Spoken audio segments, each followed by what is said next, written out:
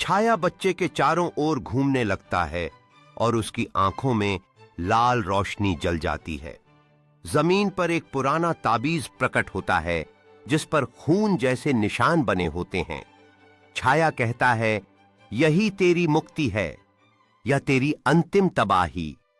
बच्चा कांपते हाथों से ताबीज उठाता है और पूरा कमरा हिलने लगता है।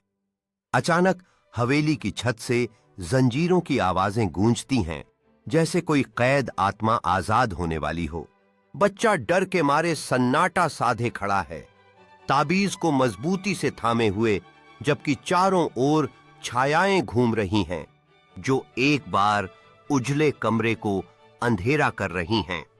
जंजीरों की आवाजें तेज होती जाती हैं और हवादार फुसफुसाहटों से हवा भर जाती है, प्राचीन रहस्यों का पता लगाने का इशारा करती हैं।